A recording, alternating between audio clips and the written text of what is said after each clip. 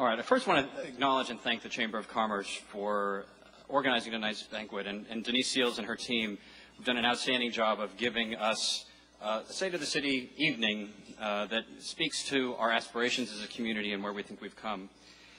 It's true now that I've delivered more State of the City addresses than all of the other mayors in Yolo and Sacramento counties combined, and most of you have been at all of those.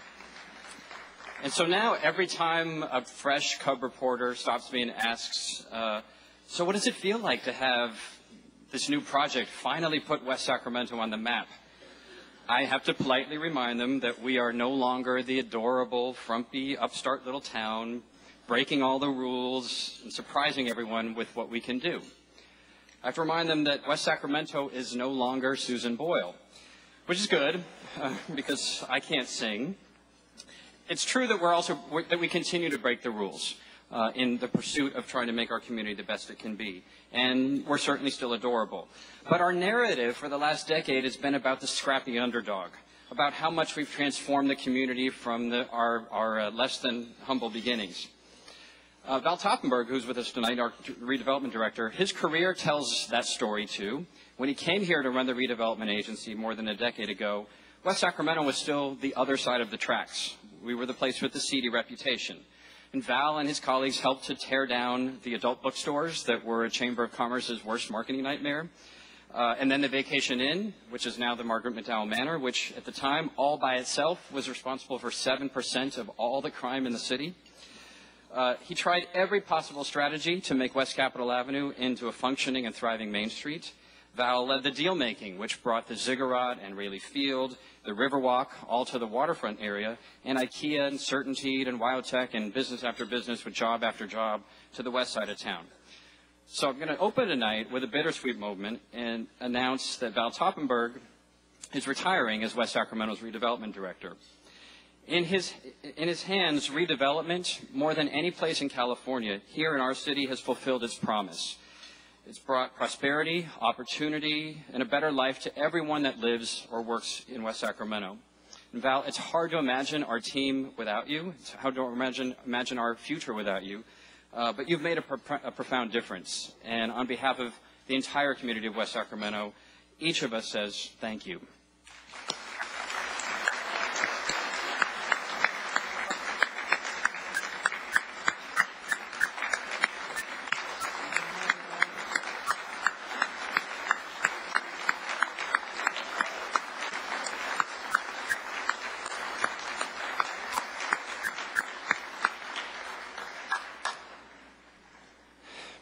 Now, Val's story is our story, but we just celebrated the 10-year anniversary of opening day at Raley Field.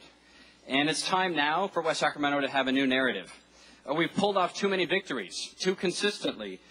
We can't be an underdog anymore, and we can't measure ourselves any longer against the neglect, the deterioration, the abandonment, and the disrespect that we inherited when we became a city. West Sacramento is now mature. We're a model in the region for getting stuff done, for the most unlikely of successes, for marrying progressive policies with diversity and economic prosperity, and for driving regional change with a level of influence way out of scale to our modest population size. We're remarkable, for sure, but we're consistent in our lack of drama, our lack of political intrigue, our lack of interest group capitulation, and our lack of leadership instability. Innovation and getting impressive stuff done, that's West Sacramento's core competency now, not some overnight surprise. So don't call it a comeback. Universities are studying us. Other cities want to be us. And anybody that has any money left is investing it here in West Sacramento, whether it's the region or the state or the federal government. Even our own voters, in some of the toughest economic times, just a few months ago passed a sales tax extension. That's remarkable in itself. But that was the 6th tax measure that our voters approved by an overwhelming margin in just 6 years. No other city in this region, none, Mayor Johnson's not here, right? No other city in this region, none, has the same level of confidence from its peers at the region or from its own voters. And that translates directly into a competitive advantage for our community. And that's how, once again, we're pulling off the impossible. Let me give you a figure that, at least for me, encapsulates in a lot of ways the state of this city. This year and next, 2008, 2009, West Sacramento is completing more than $500 million in public capital investments. Yeah, I said $500 million. That includes the infrastructure that's coming up in the Bridge District, the new high school that was just completed, a new interchange at Harbor Boulevard that's just about to go to construction, improvements to our levees, extensions to the Riverwalk, rail access at the port, the city's new recreation center, the STIRS headquarters, road rehabilitation, and the suite of improvements under construction right behind me around our Civic Center. Let me put that in a little bit of perspective. $500 million in projects coming on the ground here in West Sac in just 2 years. On a per capita basis, that's about 4 times as much as the entire $800 billion stimulus package signed by the President of the United States. So despite the global downturn and what's happening at the national level, we're doing our level best, not just the city, not just the school district, not just the county, but all of us together with our private sector partners and civic leaders to keep the momentum of the West Sacramento Miracle going strong. We've been extremely aggressive in going after every possible pot of grant money, stimulus funds, bond proceeds. We've even had Toby Ross on the ground in the city council chambers looking for the spare change that falls through the seats. And we move to the front of the line for a lot of these sources because our residents are so bullish on the future. And they step up to the plate time and time again to give us the better local revenues. Let me just give you one example of that.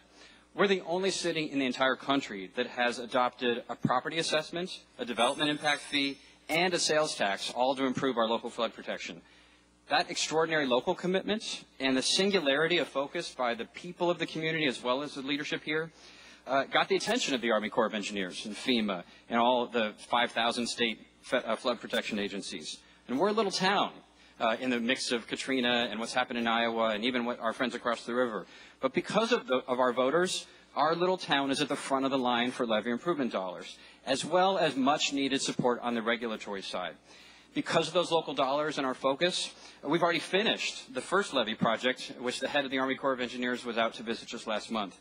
And that's why we and our federal partners are so optimistic that we will emerge from this FEMA remapping process with our economic prospects still strong. And unlike a lot of other public enterprises and public agencies, we're not just trying to fill gaps in our budget. We're not just trying to put our finger in the levee of budget reductions. And we're not just trying to create short-term jobs. We are investing in long-term economic growth and prosperity by investing in durable public assets that we know are going to pay economic dividends for generations to come. We've got exciting, solid, attractive, highly competitive projects that promise big impacts and then deliver them. The Bridge District, which we'll see over the next 2 years, $23 million just of public improvements to try to make sure that the waterfront is reopened around Raley Field for the kind of public activity and development that we know will help to lead the region's economic turnaround. Right behind me on West Capitol Avenue and on Tower Bridge Gateway, the reconstruction and transformation of both of those thoroughfares and highways into real main streets. The extensions of our Riverwalk, project after project. We compete well because those projects are rooted in compelling plans that articulate a really strong and powerful vision about what the future of our community can be, but also models that can be used in other places, other cities, other communities for new urbanism, for smart growth, for how to deal with climate change, for how to achieve social justice and social equity. We've got great plans, and then we deliver on them. When we get money from the state to build a project, we get it done. And I got to tell you, from the perspective that both Supervisor Dickinson and I have at stake, like a lot of jurisdictions in other parts of California, somehow when they get $20 million, cannot make the project happen. We do, and that means a great deal. Because when we go back and ask for more money, those agencies are much more prepared to give it to West Sacramento. Now, our strong reputation for smart planning, for smart growth, for strong vision, and for reliable project delivery, it's due in no small part to another key staff member on our team, another one of our executives who is also retiring. Steve Patzak came to us from Arcata at the beginning of our journey as a city, and he's played a key role in virtually every single advance our community has ever made. The Southport Framework Plan and its recent update in Southport Framework Plan 2.0, the specific plans for Raley's Landing, for the Washington area, for the Triangle, big projects, catalytic projects like the first bridge, new bridge to Southport, this City Hall, the transformation of Jefferson Boulevard, flood protection, the remaking of our main streets. Steve's been there for all of it. He came here just to lead our planning department, but he quickly demonstrated his skill and competency so that the city manager then asked him to take on engineering and then public works. If he wasn't retiring, he'd be taking over the police department. Even his crotchety over-the-counter customers, a lot of whom are here tonight and a couple of whom are smiling at me right now, appreciate his work too, consistently ranking our development services among the top in the entire region. So I want to say thank you to Steve Patzek. Steve, you're leaving our city, at least in as executive, in so much better shape than you found it. We are completely transformed based on the vision that you brought us and helped shape with us together. And there's no better legacy than that. And I know your mom's here, but I don't see you now. Oh, you moved. Okay, so Steve Patzek, thank you very much.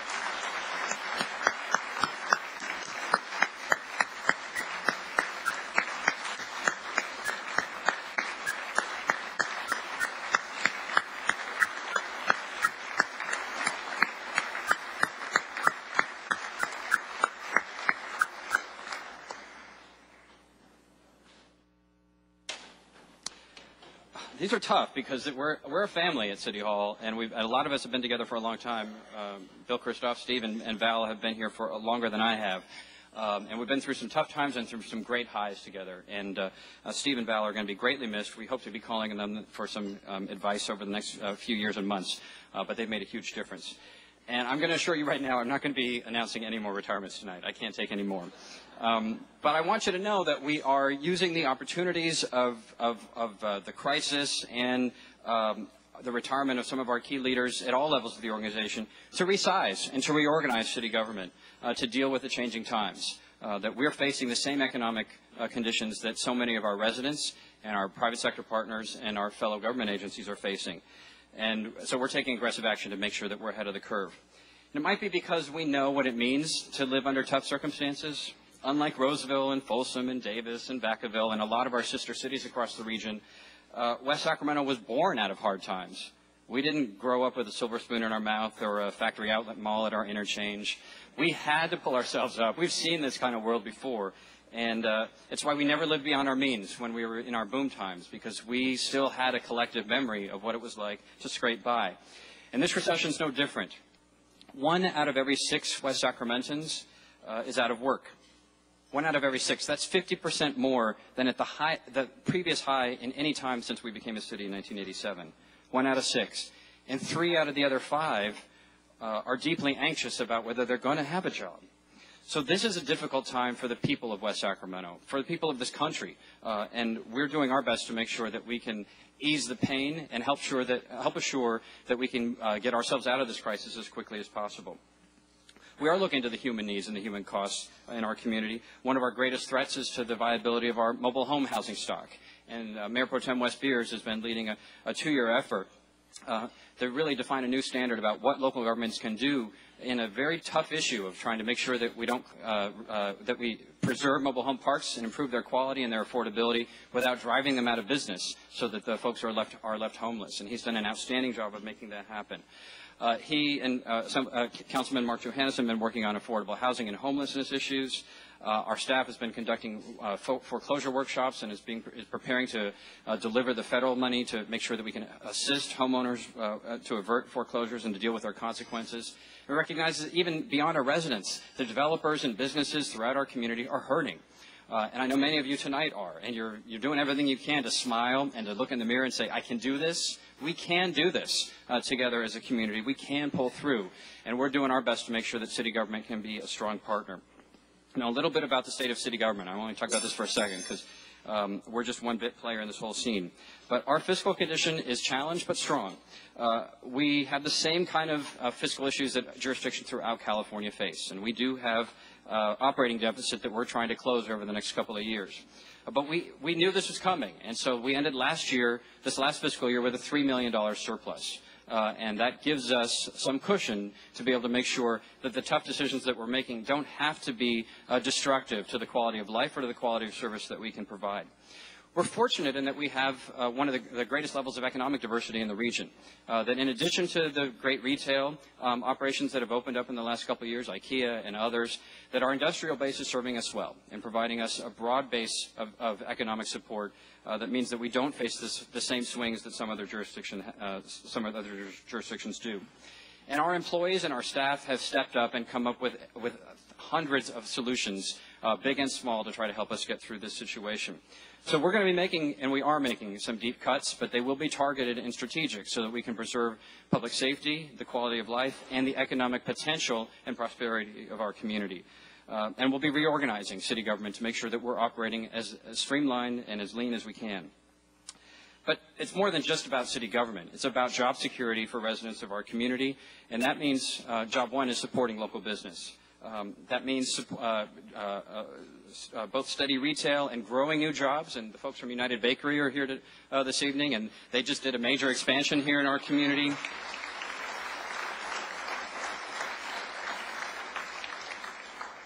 But our place in the region as the hub for industrial and manufacturing and warehousing and the full range of supply chain jobs, in addition to our strong retail sector, is a critical part of making sure that there are economic opportunities for our residents.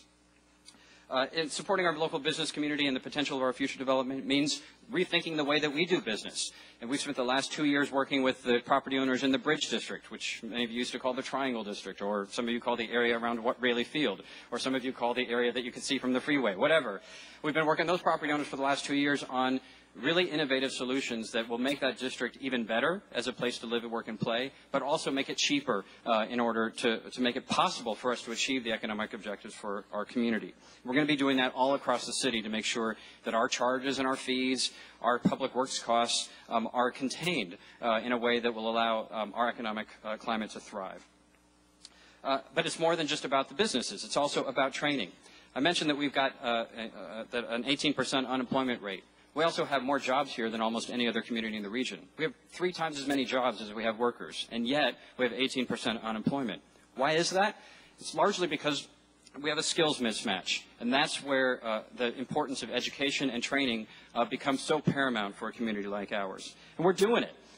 We've been making progress on a lot of these indicators, and we have a long way to go. Preschool. A couple of years ago in this speech, I announced that West Sacramento was going to work to become the first community of our size in California to provide universal preschool to all children in our community. And we're just about there, thanks to the leadership of Carolyn Pearson and folks at the county and First Five and the city and the school district and other community partners. We're just about there, and we're seeing results. Kids that start in that preschool program who come from families that don't speak English, by the time they're ready to enter kindergarten, are up to par. They're up to the same standard as native English speakers when they enter kindergarten. That's hugely powerful in terms of closing the achievement gap. We're seeing strong progress in the elementary schools in the Washington Unified School District. Middle school, which used to be the big problem, doesn't exist anymore. That's one way to solve it. And the school district said, we're not going to have a middle school. And so today they've adopted a district-wide reform of K-8 schools, which is already showing real results in terms of student achievement. And the high school has been turning around for quite a while. The high school has become one of the stronger ones in California. It's at or above average in almost every discipline, and it's super strong in mathematics, which is one of the key gateway disciplines for the new economy. The new high school makes a big difference. For the kids that come to the new facility down in Southport, they see the commitment and the investment that the community has made in them, and that they see that their families and their neighbors believe in them, and they are performing as a result. There's never been a better time for us to pursue a regional education strategy, and we're going to. Mayor Johnson, who's worked on charter school issues in Sacramento, the mayors of Davis and Woodland are both educators as well. We're going to be collaborating together on a region-wide education strategy to raise student achievement and standards. In a couple of months, we expect to welcome the United States Secretary of Education, Arne Duncan, who is committed to come to visit our region.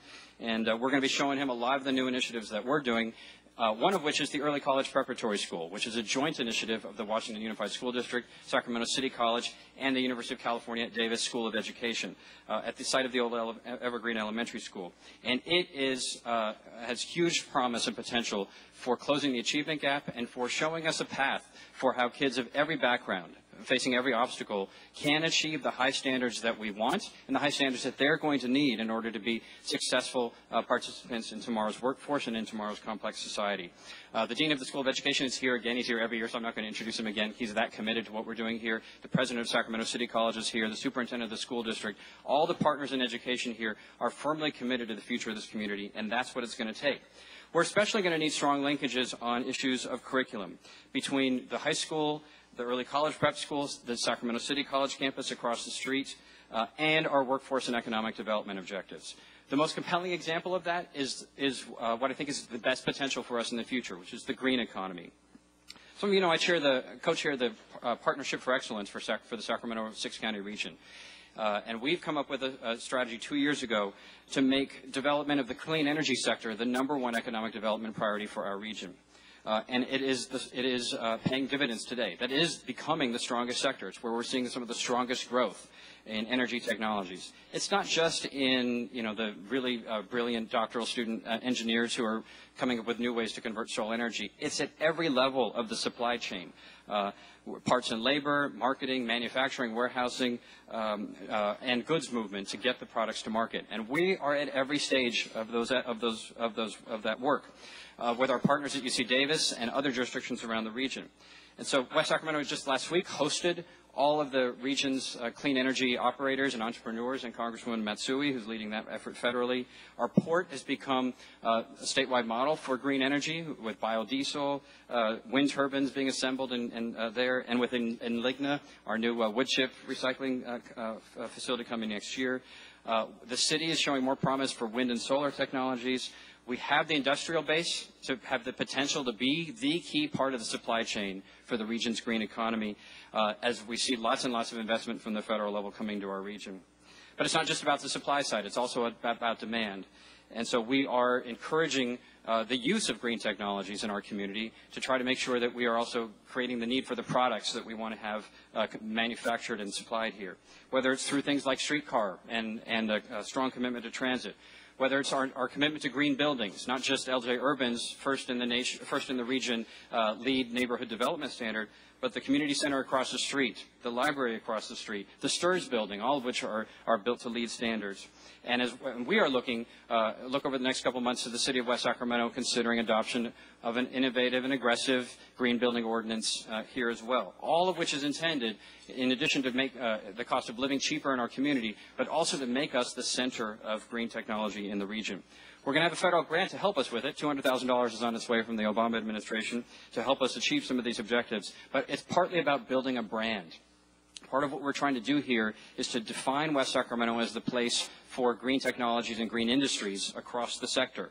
And that's what we're accomplishing by making West Sacramento an environmental leader. You've heard me, those of you who've been here before, talk about the need for us to fight global warming and to stop the demise of the snowpack and all of that. All those environmental issues are still important. But if you don't care about any of those issues, you ought to care about where the next big economic opportunities are. And they are in the green sector, and we've got to position ourselves to be there. So yeah, we've got 40,000 jobs, 17,000 workers, 3,000 unemployed. This is our future, and aligning our economic development strategies with education and training. Now, I know a lot of folks have been spending some time over in Sacramento at nighttime events because the moment Mayor Johnson came into office, he's been a party animal. If you turn off the depressing news on the TV, you can go over there for New Year's Eve for a ball dropping or for St. Patrick's Day or closing a street because it happens to be Thursday. Whatever it is, they're really focusing on having a good time. And let me tell you something, they're onto something. West Sacramento has a rich, rich history and tradition of social connectedness.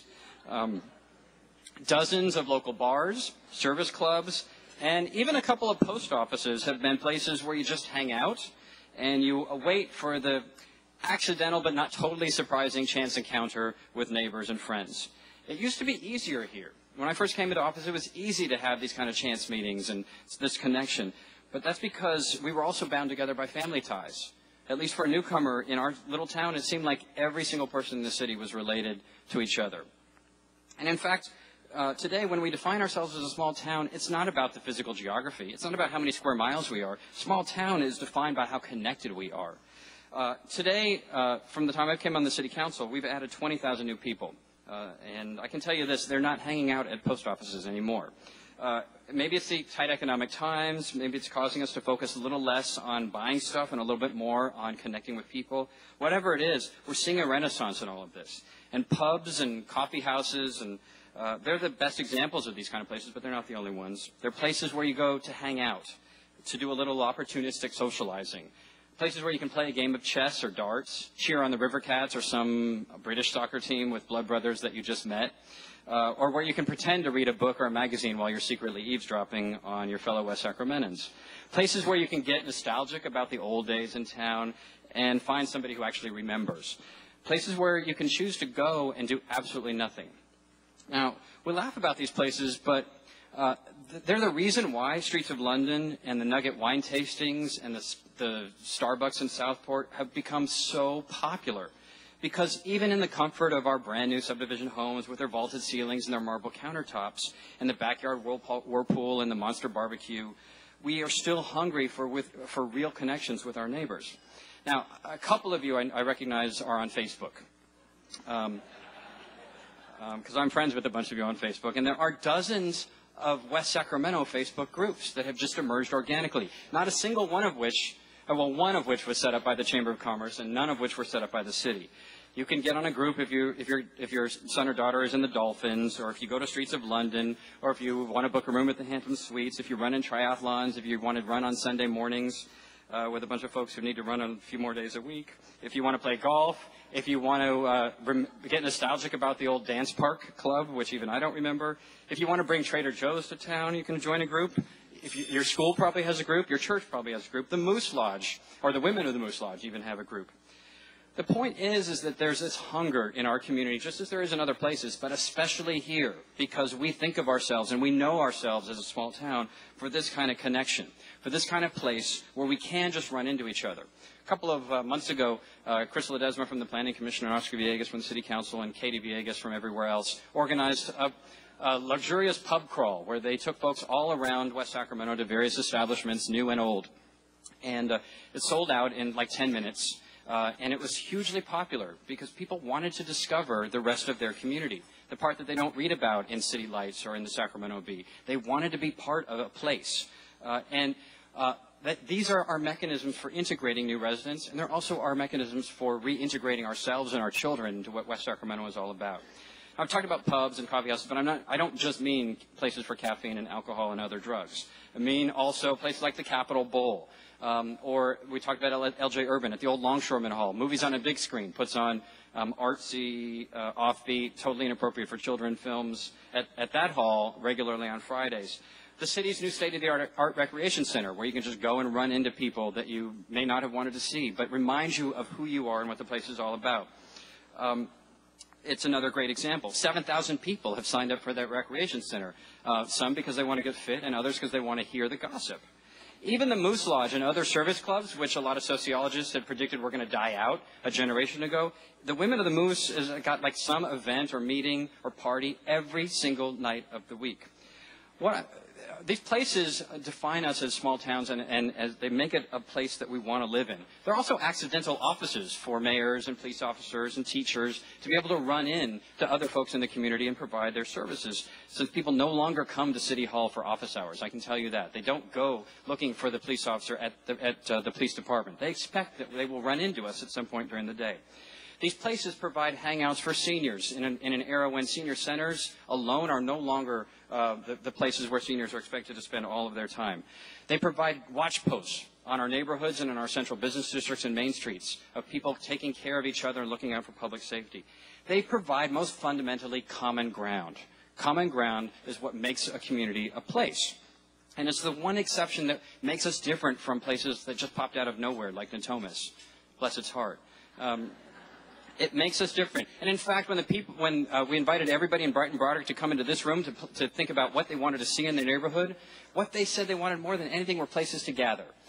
Not necessarily big community centers, just places to meet up, have a drink, meet people that they didn't expect to see.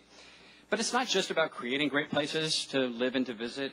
It isn't just about strengthening our community bonds. It's about what it defines what it means to be a small town in an era when our sense of place, our sense of connectedness and intimacy no longer depends on our kids being trapped here. They have options. We all have options. We are here because we want to be. And here's the thing.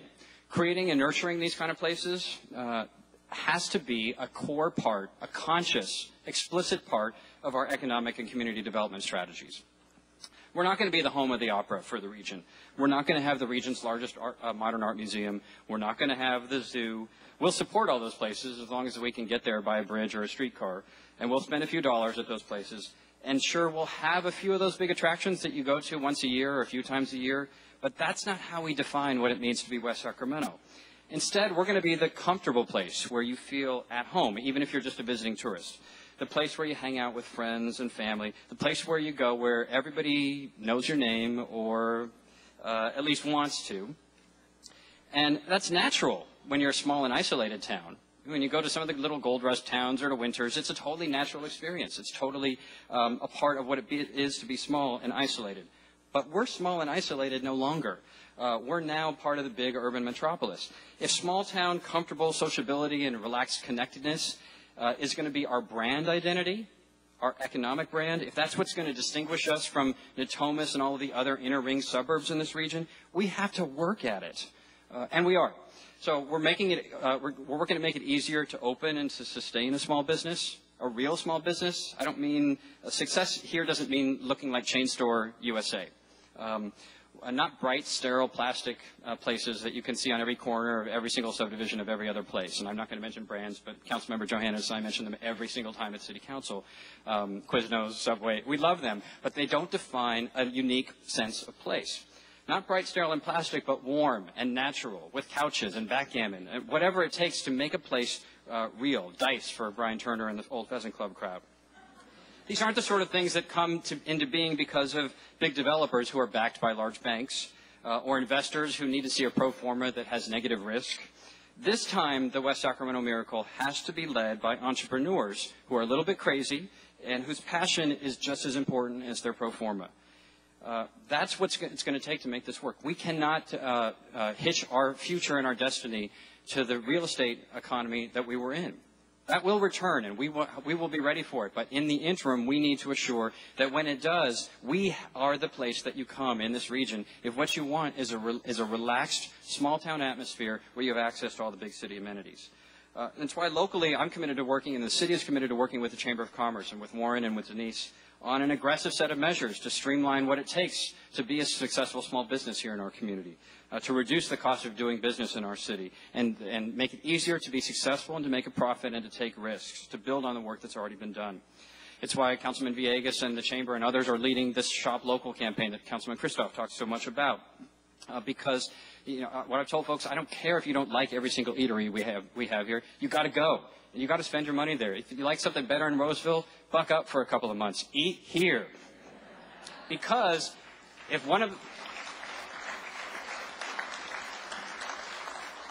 because the best way to attract new restaurants, the best way to attract new businesses and new retail amenities is to not close the ones that we have. That is the fundamental lesson.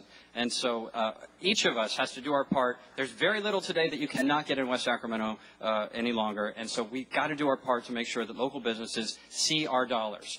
And so for those of you who are in the Bring Trader Joe's to West Sacramento Facebook group, that's the message. Shop here so that the numbers for the Nugget and Target and Raley's and Safeway and the grocery outlet and the Walmart Center and our local markets all go up. So Trader Joe's says, this is the place I want to be. When you drive over to Trader Joe's in some other city, you're sucking the potential demand out of our community and making it less likely that they'll ever come here. All right. So that's a big part of what it means, because retail and small business does define this small town place. How we get around matters a great deal. And it's why we put such a big emphasis on walking and biking and on the development of the new streetcar. I was in Portland last weekend for about 48 hours. And I got out of the hotel, didn't have a car, walked to a cafe, had a cup of coffee, and then I saw something down the street, walked to see what that was, and then found another art gallery, and then found a bar, and then something else. By the end of 48 hours, I had inadvertently walked 200 blocks. That's not because I'm some sort of walking fanatic. It's because the place and the scale and the transportation culture was so engaging. It was impossible not to get around by bus or streetcar or walking. That's the kind of place that we want to be. Not where you're on the bus or you're walking because there's so much traffic or there's nowhere to park, but because that is the best way to get around. And it's why our voters were so aggressive in supporting the sales tax for the streetcar project and why we're so strongly pushing for it, is that it defines what it means to be a walkable place. It's not just a way to get from point A to point B, but it's a way to see all of the points in between. And it's one of the reasons why one of the exciting developments last month was the Washington neighborhood, which was named by Sacramento Magazine as one of the region's 10 most walkable neighborhoods. Now, this is a big honor, especially since there's very little there to walk around. There's Sal's and Subway and the West Sacramento Historical Museum, and a lot of folks who are waiting. They're pregnant with the possibilities of potential things to do and the opening of the SURS building. But it's so obvious that that is going to be the perfect kind of small-town walkable district that even Sacramento Magazine had to see it coming, even though it's not there on the ground yet today. But we are going to make it happen. And that's happening all across our community. And it's the kind of communities, whether they're in Southport or in the Bridge District, that we have to build. We're the only place in the region with this kind of possibility.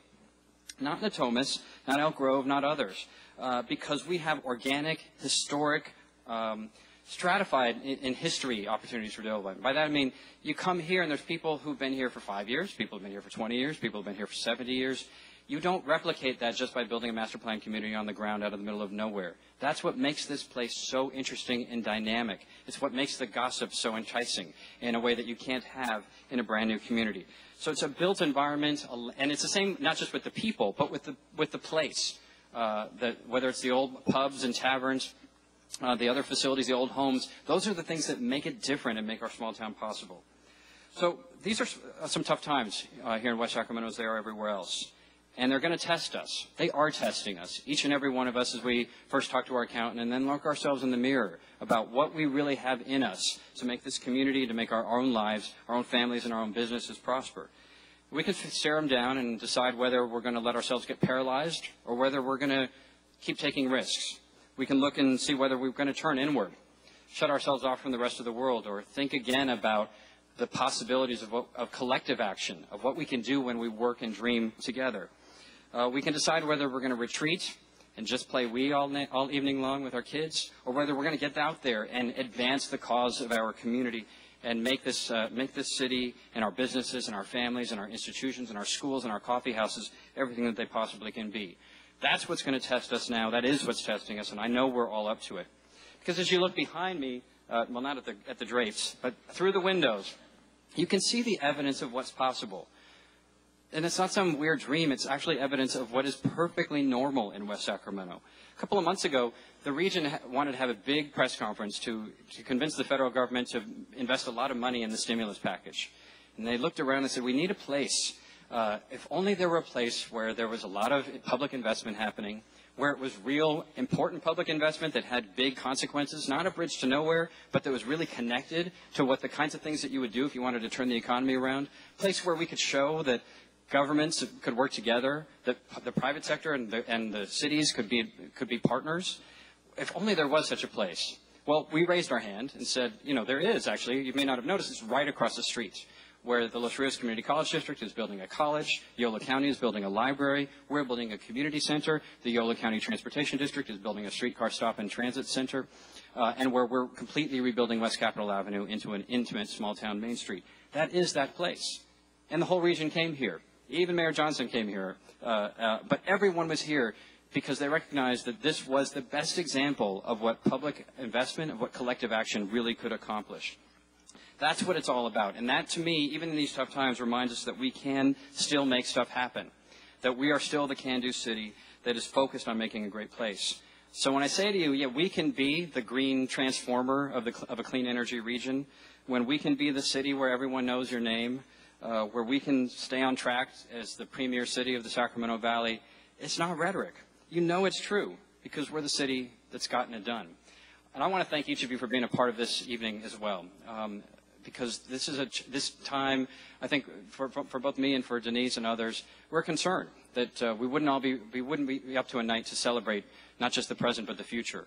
And we really quickly realized that there was a strong well of passion for the future in our community and a commitment to making sure that we continue the advances and keep that momentum going We have forged the way, and we have it in each and every one of us and all of us together to make history again here in West Sacramento. Thank you for your support, and thank you for being here tonight.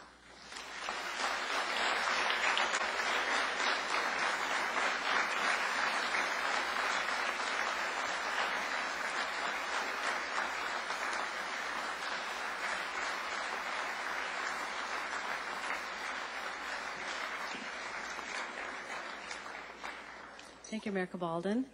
So the wonderful smell and the chopping earlier, my apologies, dessert upstairs. We invite you all to, the air conditioning's been on, it's not as tropical up there, and there's a fabulous kind of interactive dessert. Please stay, please continue the conversation about opportunities in our community, and thank you for being here this evening.